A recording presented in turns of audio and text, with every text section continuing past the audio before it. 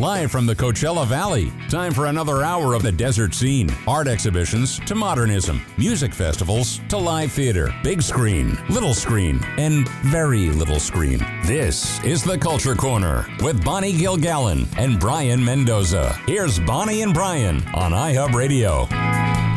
And welcome to the Culture Corner. On this, it was kind of getting into the hot weather as we just heard from Charlie Dyer. Yeah, kicking into summertime. So how are you doing, Brian? How are you staying cool? I'm trying to stay cool by just staying home and trying to read a book under the AC. I've been turning it on, and where I'm at, they're like, you know what? We got to replace your AC because that AC is causing our bill to go up. It went from being a $50 bill to now being $200 with that AC, and I said, you know what, $200 is fine as long as I'm feeling great. I can. The price of comfort is too much. Yeah, that's the way it is for pretty much everybody in the someday down the road I might get solar. Don't have it. I mean, that's an investment up front, but then it helps. But I don't have it yet, but one of these days. But yeah, the bills go up in the summer. And the desert, there's plenty of sun for that. Absolutely. Well, we wanted to start out the show today talking about a need in the theater community. My buddy Robbie Wayne, who is fabulous, he is just an very talented performer in and of himself, singer, actor. He's a director, producer. He runs Desert Rose Playhouse, and of course they have moved, and they're now taking over the old Zelda's building in Palm Springs, and they've been just busting their buns. He and Matthew and some volunteers totally remodeling the whole place, new lighting, plumbing, all of that stuff, and they need some help. They had started a GoFundMe campaign. It's kind of off to a slow start. They've raised less than $3,000 at this point, but they have $15,000 of plumbing, electrical, and contractor work that has to be completed to pass the final inspection next week. And they want to, of course, open their first show on time. So they're asking for volunteers to come help paint, hammer, organize, whatever. Also donations, and also people to buy tickets. Their first show is, let me scroll down here, the Miss Firecracker Contest. They need to get rolling on ticket sales. So if you can help, if you can donate, if you can buy tickets, for tickets or to donate, you can go to desertroseplayhouse.org. And there's a GoFundMe campaign, which is gofundme.com/Desert Rose Playhouse. But if you love theater, if you love Robbie, a lot of people do, if you've seen anything at the Desert Rose in the past few seasons, they put on really great stuff, and we want to help them. And what they've done, I've seen so far what they've done at the theater, and it's just amazing. It's a beautiful space, gorgeous space, really big, and they're going to do some great shows there, but they need some help, so we're asking for help. And I actually am on the Desert Rose Playhouse reopening project GoFundMe. Again, it's gofundme.com/f/Desert Rose Playhouse. And right now they're currently at 1,680. I hope they don't mind that I state the actual numbers. They need $30,000. So they still need a long way to go. And I think that if you can donate just a tiny amount, anything would help. The more people donate. And if you're somebody that wants to invest in a great theater company, this is a great place to do it, because the fact is that they always put on great shows. And even though their shows are always very, like, I'm gonna say this in a way that may sound problematic, but like, they always put on shows with like, their production is always like, I don't know how to put it, like, their production work is not super flamboyant or big, but there's not always like the McCallum, giant. Yeah, and I mean this in the most positive way, that they always put in 100% of the work in there. They do usually do intimate shows. Well, the space they were in before is smaller. This is a much bigger space where they are now, much bigger. And they have a bigger stage. And by the way, I believe that they are also planning to, from time to time, interspersed when it doesn't mess up their schedule, rent out the space for other productions, short one-time things. So this is going to help everyone in the theater community, other theater companies, for cabaret people, singers. I mean, this is a space that's amazing. You might want to even go check it out. If you're somebody that's thinking about maybe investing and giving a chunk of money, I'm sure if you went on the website and contacted Robbie, he'd be happy to give you a tour, because it's gorgeous. And I think what I like about it is that what I've always loved about the Desert Rose Playhouse is always the importance of the projects they tackle. They always have really intelligent touch on projects. important issues, yeah. And even if it's just two guys on stage with a table, and that's what I meant earlier, was even if it's something small like that, that's what I meant to say. It can still be powerful theater. Powerful you don't have theater. to have big production numbers of 20 people in the cast. Yeah, and even then they can pull that off too. The thing is, like, even their smaller productions, if it's just someone sitting at a couch talking, it's always so impactful and powerful because Robbie Wayne and whoever else directs this is always putting in so much work and getting the best performances out of their actors, and it always feels very intimate. Like, yes. I'm always in awe of theater productions where the actors have a full body performance, but they're not yelling at the audience. They actually have people there, and it feels real. And I've seen the pictures right here.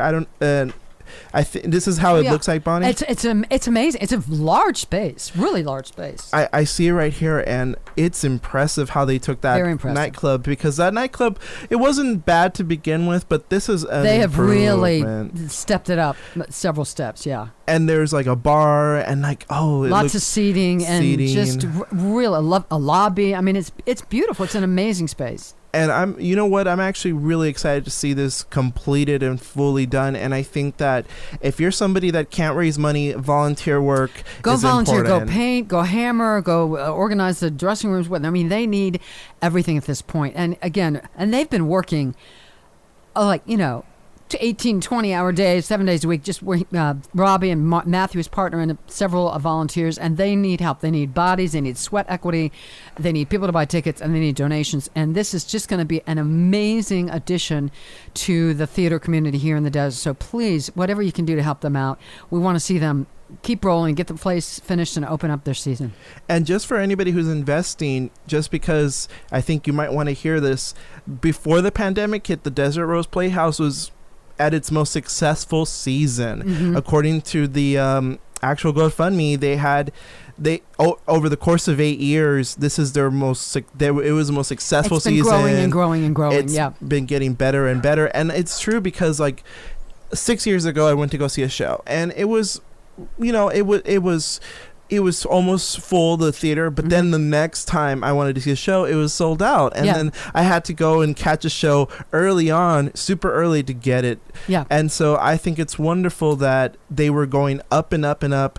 And the fact is that the pandemic hit, and I think that if you're an investor, if you've been lucky enough to have a lot of money during the pandemic, I think it wouldn't hurt to invest in small businesses or community theater that needs it. And you never know, because you might, and from the way it sounds, you're going to benefit from all those riches, all those treasures. So I definitely encourage you that, again, if you are an investor, go invest in this production. And hey, even if you're not an investor, donate, volunteer. $50, whatever, or go paint. And by the way, of course, one of my other hats that I wear is I write theater reviews for Desert CV Independent, which of course I haven't been doing for a year or so. But I've reviewed a number of things at Desert Rose, and just almost always phenomenal quality shows that they do. And the other thing is about investing.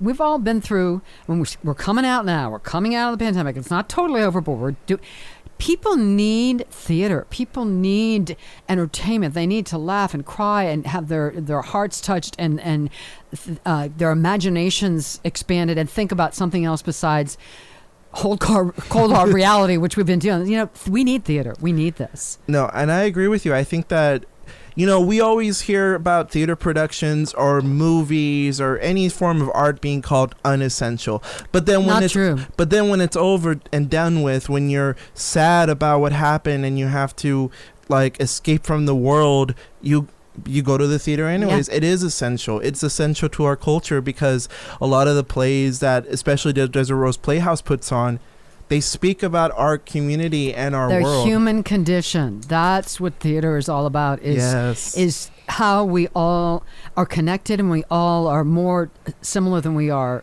dissimilar. And just to go take take your imagination on a journey somewhere else for 2 hours, however long it is, and come out uplifted, touched. We need that now. You know, one of the productions I saw at the Desert Rose Playhouse that I really liked was that, and I say this, I'm not sure how big some of these shows are. I think they're mostly like a lot of them are shows written by local writers. So that's another bonus too, is you see a lot of local talent flourishing. I saw this show about it was a take on A Christmas Carol, but it dealt with like gay men's issues. It dealt with like issues of like overcoming trauma from HIV, because they took the Tiny Tim character from the comic I was going to say the book, not the comic, even though there is a comic out there, the book, and they made him into a much more developed and better character. This time Tiny Tim was an older man who had HIV, and when I watched it I thought, you know what, that is a really great way of updating stories and changing them up for a different audience, because I think that the Desert Rose Playhouse, you know, they tackle a lot of LGBT issues, and I think it's important to do that. And I like the fact that their shows always feel relevant and meaningful. And I like that they were one of the very few production companies that I saw that actually did not just gay men's issues, but they talked about lesbian women, trans women. And I thought, you know what? I see all these all these other production companies that are LGBT that issues, don't really get into that. They don't get into lesbian women, and I think that it's impactful that they want to write and tell these stories. And I think that, in my opinion, theater benefits a lot from not only just the big Broadway productions, but also smaller things too. Smaller things, absolutely, and stories about, like you said, the human condition. And the fact is that I think the Desert Rose Playhouse exactly benefits from that, the human condition. So if you want to, so again, donate. I know that we've said that a lot during this segment, but I think that if you really want to save a production company and help them out throughout the pandemic, you know, I'm going to say this, if the Desert Rose Playhouse does not complete itself, I would be very disappointed, and I think that we would It'd lose be a out. huge loss for the community. And again, this space, they are going to, from time to time, rent it out to other people for other kinds of productions. So it's not just about them, Robbie Wayne. This space is beautiful, and it's really going to help the desert. So if you can help, please do. Robbie needs your help, and the theater community does too. And also, they have shows on sale, right? Tickets are on sale now for their season. Yes, you can go on their website. DesertRosePlayhouse.org for tickets or to donate. And again, the GoFundMe.com/Desert Rose Playhouse. Go on there and offer to volunteer. They really need your help. And Robbie really has done so much for the theater community. He's such a great guy. You know, they're working their buns off and they need our help. And just to say this, like, there's a couple of shows that they have coming up are an evening of comedy with Jason Stewart, a night on Broadway, the Miss Firecracker contest, and the Great American Trailer Park Musical, and Xanadu. They have Xanadu coming up. Some great stuff coming up. So please, please, please help how we can. Go paint, go nail, donate, buy some tickets. And they're bringing back Christmas with the Crawfords. Fabulous shows. Fabulous. I got to see that. So you know what?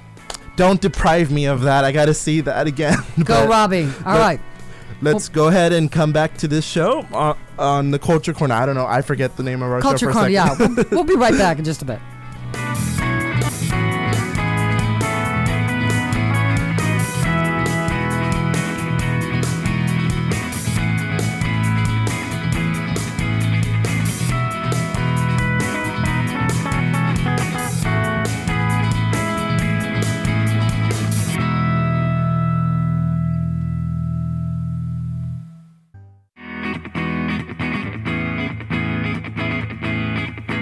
You're listening to Bonnie Gilgallon and Brayan Mendoza, talking arts and entertainment on iHub Radio's The Culture Corner. Here are Bonnie and Brayan.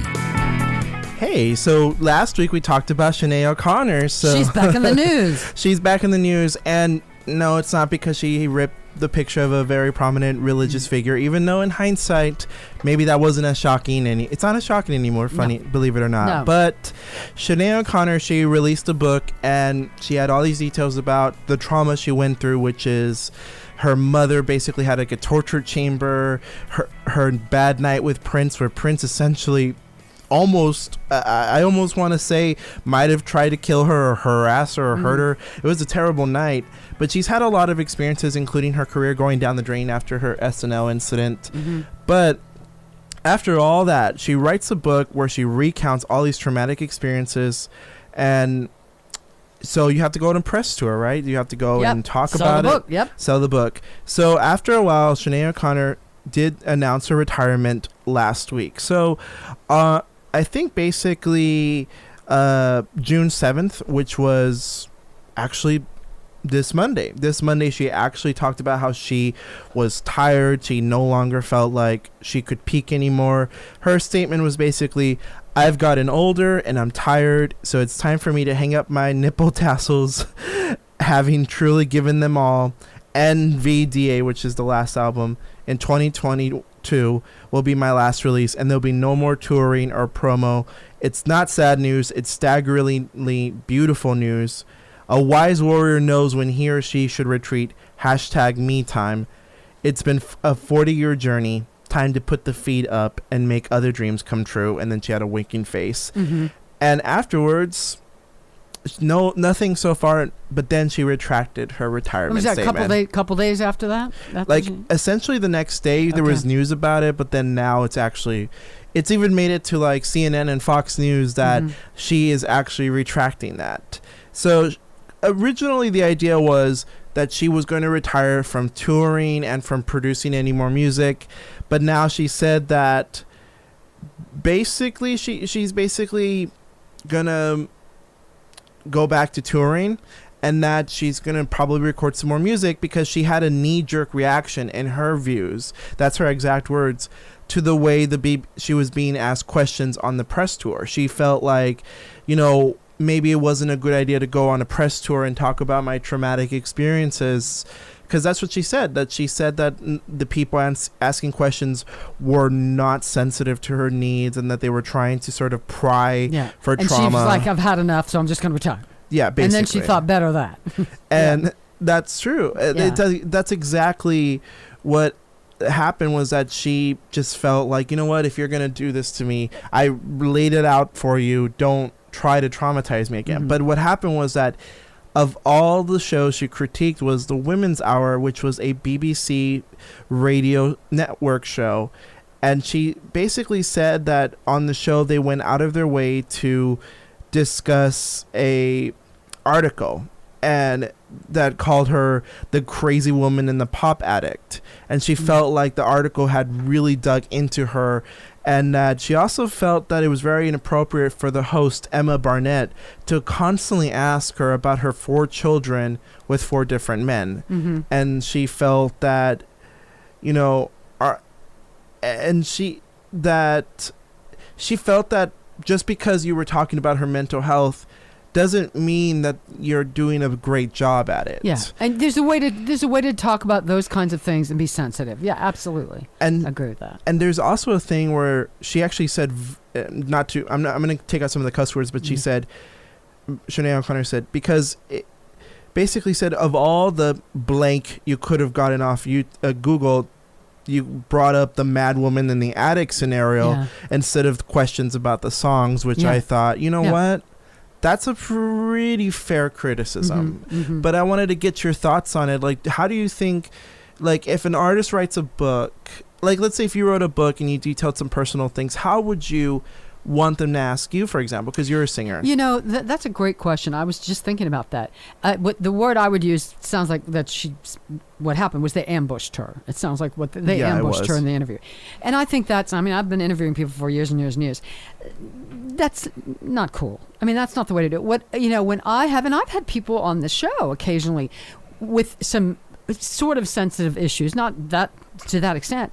And what I usually do, if I can find an advance, if they're okay with talking with it, great. If you can't for whatever reason, then I would, ask, say, can we talk about X, Y, Z?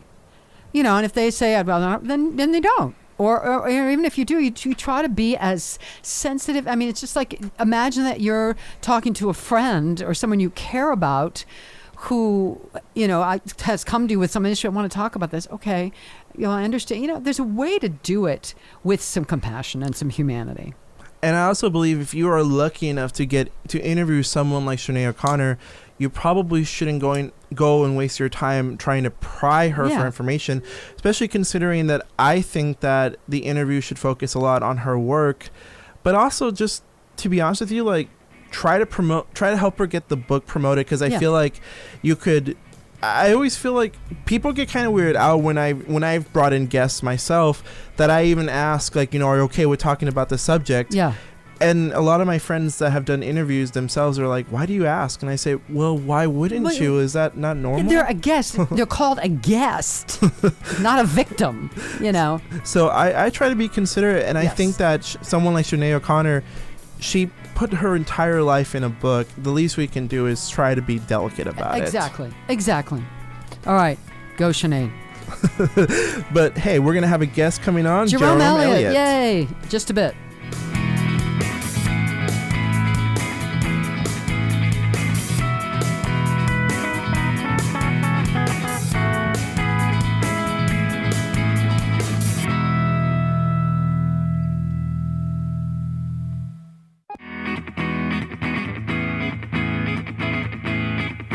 The curtain rises on local and regional arts and entertainment. From music to theater, films to fine art, it's the Culture Corner. Get connected. Call 760-544-TALK. That's 760-544-8255. Here's Bonnie and Brian on iHub Radio. And we are back on the Culture Corner. We're now joined by my buddy Jerome Elliot. He's a wonderful performer, cabaret performer, singer, also director and producer over at Desert Ensemble Theater Company. And he's got a big show tonight. Hey, Jerome, how are you? Hi, Bonnie. How are you? I'm good. I'm here at the club with Siobhan and Jackie Davis and at Runway, and we're rehearsing. Yay! So are you excited? Are you nervous? Are you both? I am. We're excited. It's the first time Siobhan and I in all these years have gotten to perform together, which is just, I can't believe it's been this so long, because we've each been performing in the desert for 15 years easily. Yeah. So it was meant to be together again for the first time. Yeah. So it's called Opposites Attract. So give us a little feel of what the show's about.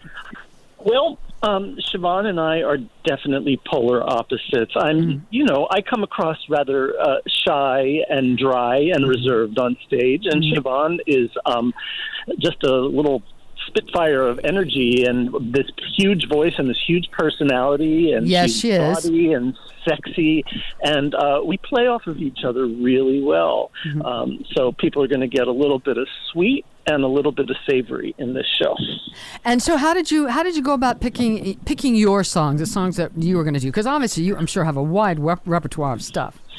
Well, we decided it would be great if I concentrated on the American Songbook and Broadway, because those are kind of in my wheelhouse. And Siobhan is she's doing some Broadway. For example, she's doing Funny Honey from Chicago, and I'm following her with Mr. Cellophane from Chicago. But she's veering more towards blues and pop and rock, because that's her wheelhouse. So together, the audiences will get a constantly changing evening of moods. Yeah.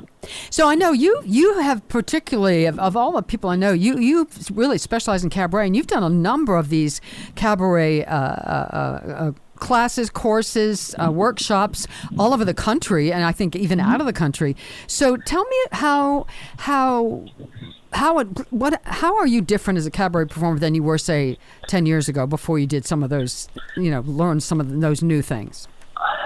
Very much different. I've learned sort of to get out of my own way. I've learned that the most important thing in a song is not how your voice sounds, although it really helps to have a pleasant-sounding voice, but to communicate the lyrics of the song to the audience and to kind of live it. I don't know if you saw this week, there was a young lady from Ohio on America's Got Talent. I did. She wrote her own song. Yes. She had cancer. Yes. And she was so beautifully inhabiting that song. She was just kind of living her own reality, her own truth in that song, and that's what made it. Yeah, and she sang beautifully. Yeah. But that's not the thing you notice the most. You just notice the completeness of her presentation. So that's what I aim for. I want to get to know the song. I want to get to know how I relate to those lyrics. Often I work with an arranger to give the song a little bit of different flavor than you usually hear it, and to make it my own. So that's how I've changed as a cabaret performer. And how you've done a lot of solo cabaret shows, but you've done some with other people too. Tell me about the what you do differently, how you approach it differently when you have someone else on stage with you in a cabaret show. Well, if it's one that I'm directing and performing in, which I do annually for my theater company, I do try to get them to pay attention to those tenets of, really know what you're singing about, what you're singing to. But I also understand that everybody comes to the table with different training and different experiences. And so I'm more likely to say, yeah, that sounds pretty good. If there's something that I think can be improved upon or adjusted, if I think, for example, someone's doing a power ballad and they're starting at 11 o'clock, they don't have any place to go. Right. I want to bring them back to start maybe at 1 o'clock and then rise a little bit and then fall a little bit again. And then right near the end of the song, that's where you can let it go. Yeah. And Not everything has to be proclaimed right so loudly. Exactly. And you two are joined on the piano, and I know she sings a bit too. She's fabulous. It's Jackie Davis. So what a great trio. Yep. So tell me about working with Jackie. Jackie is wonderful. She is a rock-solid pianist, and I've had several rehearsals with her myself for my solo numbers. Siobhan and I have had a couple for our duets, and actually that's what we haven't. Today we're really polishing up the three duets because those are the three numbers that we didn't quite get to bring to their fulfillment, but we just did them and they sound great. So really excited about that. And Jackie's going to sing a little bit too? Jackie is going to sing, and Jackie is a powerhouse vocalist. Yes, she is. I know she was here last week or the week before in one of Siobhan's shows. She played and she sang a song and she brought the house down. There were producers from other producing organizations in the desert in the audience, and she had offers from them. So wow. She's an incredible talent. Wow. Incredible talent. That's really nice. So do you get, I always like to ask performers, particularly singers, since I am a singer, I know so many of them, do you have any pre-show rituals that you go through before any performance? I shave. Okay, that's good. I take a couple of hours just to make sure that I, of course, look presentable, obviously. I try not to think too much about the show because the show is there and you can't do anything about it except go and perform it. I really kind of enjoy getting ready for a show. It's like, wow, this is exciting. Look at what I get to do. I never thought that I would have these opportunities to do this, and the desert has been very nice to me in that regard. So I try to concentrate on the positivity of it. And sometimes, like if I'm feeling a little low, if my throat feels a little funky, I'll have some matzo ball soup before a show to just kind of clear things out. And does that really work for you? Oh, gosh, I've used that remedy. I've gone on stage in musicals in the Valley where I was so sick and I had to perform. And, yes, a good dose of chicken soup before you go on just really... I don't know if it really does anything, but it feels like it does something. Even if it's a placebo, that's okay as long as it works. Yeah. I also wanted to ask you about patter. I mean, it's easier when you have another person on stage, but when you do a cabaret show, and part of a cabaret show, and you've said this, is let the audience, hopefully when it's over, the audience knows you a little bit better than they did when they came in. So patter is important too. You don't just sing a song and sing a song and sing a song and never talk to the audience. So tell me about how you approach that. Well, I approach it from a personal point of view. I try to look at something in my life that can relate to the song. I never go, this is a song by George Gershwin that he wrote in 1934 with his brother Ira, because that's just like an encyclopedia. Everybody knows that. Yeah, yeah. Everybody knows that. So I'll look at the song. If I know an anecdote about how the song came to be, I'll share that with the audience. Or if there's something in my own life that I can share with the audience that comes from the song, I will go with that. I love to think about stories, and I love storytelling. So I'll always talk to the audience before I sing a song. And I partially memorize it, but I leave enough room for improvisation if something strikes me in the moment. Okay. All right, I want to get the details in. So the show is Opposites Attract with Siobhan Velarde and, of course, Jackie Davis tonight at Runway, which, by the way, if you haven't been there, it's a wonderful little club. It's basically behind the Revival Shopping Center in Cathedral City. You kind of go past that big shopping center up and behind. It's a wonderful little club. And tell us about ticket sales and prices and all that. Tickets are $20 for inside and $15 for the patio. I understand we're pretty full tonight. There's a couple seats remaining, so if people want to come, they should definitely go to www.runwayccbc.com. Okay. And you'll see a link to our show there. That'll take you to the ticket sales site. Excellent. And it's a lovely little place, and the service is great. Eric, the gentleman that runs it, is fabulous. The staff is fabulous. The food is really good. It's very reasonably priced. So I think unfortunately, I had a commitment. I can't make it tonight, but I know you guys are going to do this again down the road, so I'll come see it. We hope to. This is something that we've built that we hope to, repeat, just like you did a show with Siobhan recently. And Siobhan, as you know, Siobhan... sometimes you never know what Siobhan is going to do. That's right. But that's what keeps it fun. She is just a powerhouse. She's fabulous. And Jackie Davis is fabulous. All three of you. I'm sure it's going to be a dynamite show. Well, listen, Jerome, break a leg. Congratulations. Thank you, Bonnie. Thank you for having me on. You're all going to be fabulous. I'll let you go rehearse because I know you guys want to get back to it. But give my love to both of them and break a leg tonight. I will. Thank you so much, Bonnie. Excellent. Jerome Elliot. The show is called Opposites Attract. I could tell I could feel that he wanted to get back to the rehearsal. And that's really important when you're, especially a musical performer, and you feel like you're a little under-rehearsed, you want to get back to it. But Brian came to my show, Bosom Buddies with Siobhan. It's just such a lovely... Had you been to Runway before? No, I haven't. I've heard that it's pretty good. I've heard a lot about it. The thing I've heard the most about is the fact that it's very hard to find. But, it isn't. It isn't. I mean, if you're on 111, let's say you're on 111 and you're heading towards Palm Springs, and you're in Cathedral City, and it's almost across from sort of the City Hall area a little bit. The Mary Pickford Theater. Mary Pickford and all that. On the left is a big shopping center with revivals, huge revivals. You can't miss that. Oh yeah, and if you go right past that, there's a light for the road that's right past that shopping center. You go left, and then your second left, that's where it's back behind there. So it's not super hard to find, actually. I was actually surprised by how easy it was, because if I just used my GPS and we went in there, and it was there. Like you can see it right away because it's not like super tucked away, but it's there.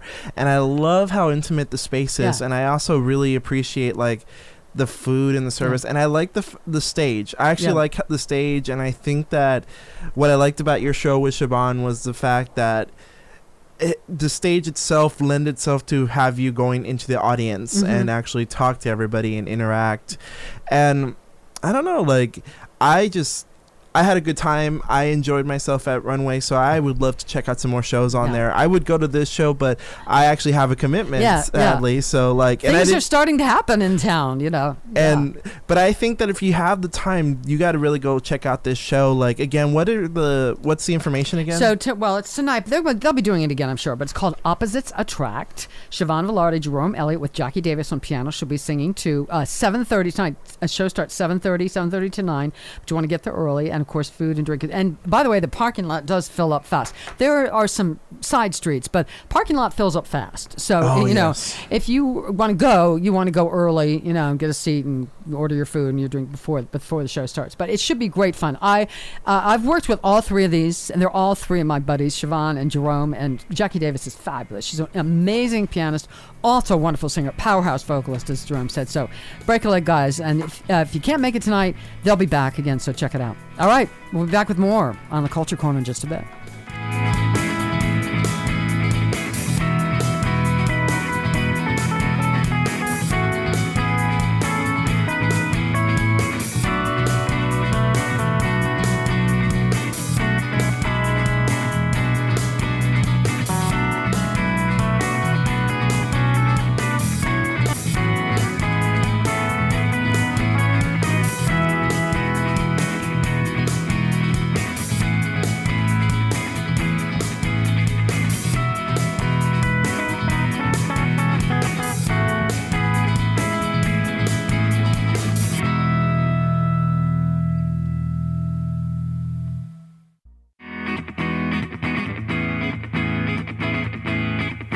You're listening to Bonnie Gilgallon and Brayan Mendoza, talking arts and entertainment on iHub Radio's The Culture Corner. Live from the desert cities of Southern California, here's Brayan and Bonnie. So for those of you who don't remember, this is one of those stories that requires a bit of backstory. So for those of you who don't remember, in 1992, there was a scandal, the Woody Allen Mia Farrow scandal. So that scandal, oh boy. That scandal led to accusations of child molestation, parental rights. It's still going on. Oh, Never ended, really. Never ended. And I saw that documentary. I finished it. And I think the HBO documentary was good. I do think, if I'm going to be honest, that maybe they missed out on having Woody Allen and Sinead O'Connor's interviews in there. At least their viewpoint, their 2 cents or whatever. And it's not because I really wanted to hear them. It's just because I feel like you have to have to both make it balanced, balanced and all that. So for years and years and years, there's been this rumor that Mia Farrow's ex-husband Frank Sinatra was the actual father of Ronan Farrow, who is Woody Allen's, at this point, only biological son, because the other children are adopted. Mm-hmm. So that's actually the only child that Woody Allen has any biological say in. And so these rumors have been around, and even Mia Farrow has said, they possibly could have happened. I mean, if you look at the guy, if you look at Ronan Farrow and you put a picture of him next to Frank Sinatra, I mean, come on. I mean, and someone's trying to tell us that he's Woody Allen's biological son? I don't think so. I don't think so. And, and for a while, Frank Sinatra's former manager, who is also his close friend, I think his name is Tony Apresando. I do apologize if I butchered that name. Okay. He's actually started to speak out against that. And he actually talked about how he felt that it was absolutely ridiculous in his opinion.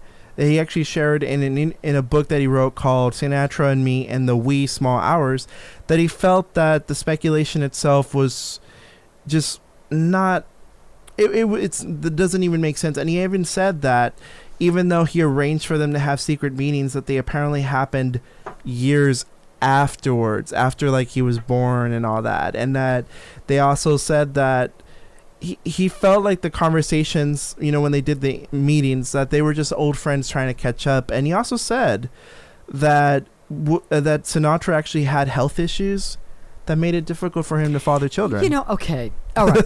All right. You got opinions. I mean, that's what someone like that is supposed to say. But let's just get real for a second. First of all, they used to be married. They were married back in the day. Well, so they already had that it wasn't like they were strangers out of nowhere. They used to be married back in the day. That's number one. Number two, the kid looks just like, I mean, so seriously, so they were trying to say that Woody Allen's trying to say that this kid is biologically his son. Is that the story they're giving people? The story was always that Woody Allen stands very firm that it is his son, And look at Woody Allen and look at Ronan Farrow and look at Frank Sinatra. I mean, biology is biology is biology. I'm sorry. And then this guy saying, well, yeah, I arranged secret meetings between Sinatra and Mia Farrow, but they were just chatting. I mean, come on. And he might have had health issues that made it difficult. Yeah, he wasn't there. Was he there with a video camera at every meeting they had? I don't think. I mean, I'm sorry. And the other thing is, who cares? Who cares? Seriously. Yeah. What does it matter at this point? What does it matter? I think that when I look at like a picture of like Woody Allen and Ronan Farrow and Frank Sinatra, like it doesn't hurt to see that it's very clear. I mean, please. And I think for me, like I feel like at this point, like the manager kind of came in a little too late in the conversation. In my opinion. Yeah. And I think that I just think I wanted to talk about this story because I feel like at some point I wanted to get my sense in that, and I say this in that Frank Sinatra, he's dead. Yeah. He's dead. So like for me, if he really was Ronan Farrow's child, father, I mean, it would be, it's a devastation that he never got to meet him and be a proper father to him. But the fact is that whether or not you want to accept it or not, what's that? Oh, well. I was gonna say that the thing would be that the Woody Allen and Ronan Farrow situation is just an overall toxic relationship. That's the relationship that unfortunately has the biggest impact on Ronan Farrow. And I feel like when I go back and watch that documentary, Allen versus Farrow, which I do recommend to people, like if you haven't seen it, it's on HBO Max, watch it. I think the saddest thing about that relationship is just the fact that it was this family unit that was really utterly destroyed. And I can't imagine the years of like resentment and suffering and pain that family has experienced together. And that's what I think is the sad truth about it. And I feel like a lot of times, I'm gonna be honest, I feel like part of the conversation about Frank Sinatra and Ronan Farrow, I feel like in many ways is to try to like take away that extra trauma of Woody Allen being the actual father. And I think the conversation they're trying to move it towards, it's not even your real dad. And the sad thing is, even Ronan Farrow states in the interview that what does he say about it? He says in the interview, he kind of laughs at it, he laughs at the Frank Sinatra thing. He's like, oh, it's hilarious, but you never know. He sort of does it like that. So he's never really flat out denied it. And he's never flat out denied it, but he's never actually like, when he talks about his father, he means Woody Allen. And in the interview, I'm going to be honest, I'm surprised in the interviews for Allen versus Farrow that he's very honest about the good times he had with the family. Like he's like, you know what, Woody Allen took me out to a trip and all that, and I'm sure there were some good times. Of course, there had to be, yeah. And even Dylan Farrow does that. And the sad thing is that relationship and all those relationships are poisoned now. Yeah. And I feel like the sad thing is that no matter who the father is, it's just their lives have been changed. And that they will never live entirely healthy lives. They can live healthier lives, and after that documentary, I hope it make them heal and all that. But I feel like the conversation about who the father is takes away from the greater, sadder conversation about what really happened and destroyed this family. Yeah. But I agree. It's sad. I mean, it's sad all the way around. It's sad for everybody. I mean, no one comes out a winner in any of this. I mean, all you can do is kind of move on for it, get some therapy and move on from it. And if it's, stay away from a toxic situation. But again, and I don't think he's never like gone after the Frank Sinatra estate or anything that I know of. So yeah, I mean, I'm sorry. No one's ever going to convince me that that's Woody Allen's biological son, but whatever. And also the Sinatra estate, I think either his daughter or I think his daughter has said that she would embrace Ronan Farrow even if it's not part of the even if he's not entirely part of the family, she would still embrace him. So I think that as long as there's still that sort of, even if there is a minor hint of it, that at least I know that the Sinatra estate, they're welcoming. Yeah, and that's important in my opinion. Yeah, I think so. All right, we'll be back with more on the Culture Corner in just a bit.